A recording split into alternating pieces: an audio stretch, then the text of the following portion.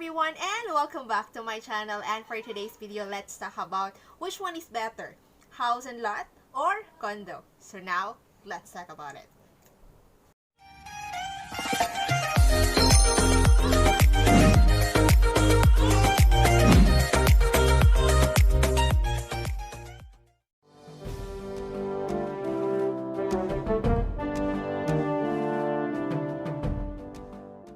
Okay guys, so for today's video, I am going to compare house and lot and condo. Okay, let's start with house and lot. Okay, the first thing is the location.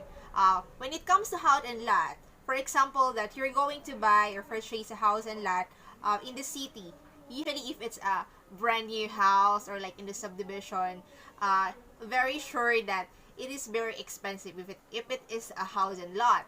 And okay, so that's the location and price. And number two, amenities. If you're going to buy in a subdivision, because there is actually like two, like informal, what do you call that again?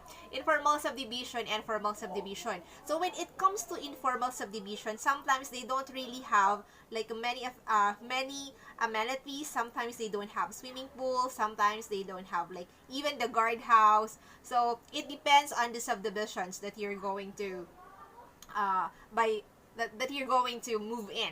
So okay, so now ownership. When it comes to ownership, you can have the title for the house and lot. Okay, and you like that, right? So when it comes to monthly dues, there are actually monthly dues also, like what's that again? Like OWA. So there is actually like a monthly dues also in the subdivision. But if you're going to buy a house and lot that is like outside subdivision, so you're not gonna have like a monthly dues, like you have to pay for the admin and so on. But you still have to pay for your familiar, right? For the taxes. And when it comes to rental, of course, you can rent it out because I can still see some house for rent, or you can actually rent out your sala. And yeah, actually my neighbor tried to do that as well, like in some parts of their house, someone is actually renting there. So yeah, it's very possible. Okay, and when it comes to security, sometimes for example that you're not living in a subdivision and there is no security guard, so it's not very secure.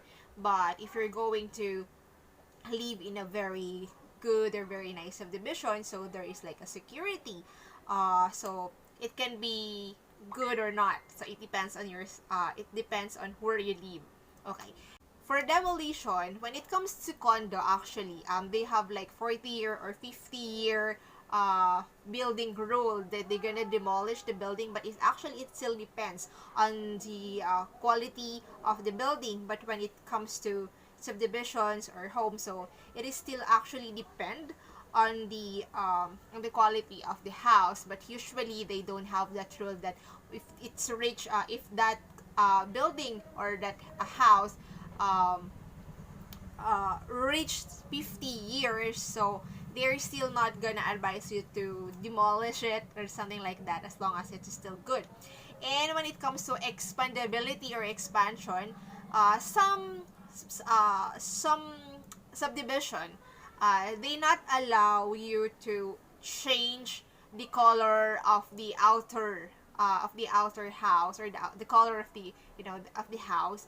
But if it's inside, so you can do whatever you want, but you just still have to ask for the permission. Or for example, you have to do a little bit of construction, you still need to inform the admin. But if it's like outside the subdivision, so you don't really need to ask permission for anyone, actually, unless it's like a major major expansion that sometimes you need to consult, or you need to go to the municipal.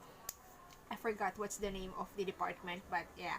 So when it comes to convenience, so usually if you're going to buy a house and lot, so sometimes, unless that it is very expensive, but if it's not, usually it is very far away from the city or the heart of the city. And so the travel costs, so that's another issue. So the travel cost will be a little bit higher because you need to ride in a jeepney, or if for example you have your own car, so it's more expenses for like just the travel cost. And when it comes to pets, of course, you can still have any pets, or unless it is giraffe or whatever, but as long as just like, you know, domestic pets or anything like that, so you are very free or to have any pets, kinds of pet. So when it comes to privacy, of course, we have more privacy compared to condo. So let's now proceed to condo.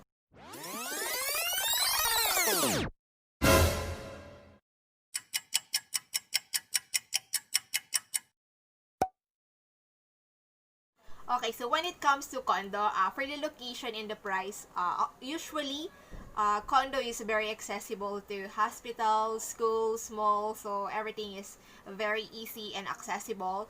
And when it comes to amenities, usually condo have like swimming pool, of course, they have basketball, sometimes they have gym, and so on. So they have more amenities. And for the ownership, you cannot have like the condo title, but you can have the unit title. But usually we prepare like, you know, a house and lot title, right? When it comes to monthly dues, there are actually some prestigious for, you know, for if it's like you very expensive condo, sometimes they are paying very expensive dues, like 150,000. Imagine that you can actually rent a nice condo, you know, or nice house for that amount. So sometimes it depends. They have more monthly dues. So when it comes to rental, of course, many people is now renting out their condos. And for the security, mostly condo have like security guard, and it's more secure. Even though you are going to have a vacation, so you feel at peace that, you know, that your house or your unit is, you know, is secure. And when it comes to demolition, so that's the sad thing. Sometimes they have like a 40 or 50 building rule that they're gonna demolish the building, but sometimes it still depends, especially if the building is it is very well constructed, or the quality of the materials that they use is good. So sometimes they still consider that, so they don't demolish it at all. So they give more time. And when it comes to expandability or expansion, so sometimes it is more limited. So sometimes you cannot color it the way you want it, especially the outside, because usually they want like a uniform. They want it to be uniform. And also, of course, you cannot expand it. Where will you put your other room, you know, outside the window? So sometimes, or most of the time, it's not really possible to expand. And for the convenience, if you're living in condo, so mostly that's why it's more expensive, because it's very accessible, so you don't have to travel so far away. So yeah, it is more convenience because it's the hospital, the schools, and whatever you need that is very close to you. Sometimes it's just like walking distance, or just a very short drive time.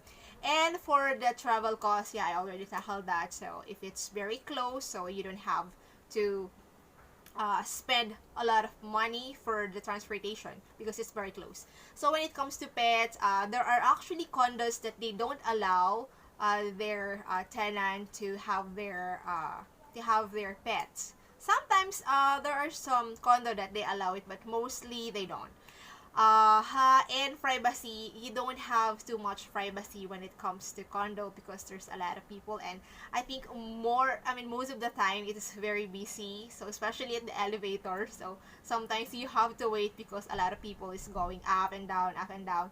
And sometimes if you're going, if you're already sleeping, and then you can actually still hear, like people walking at the hallway or at the pathway, so something like that.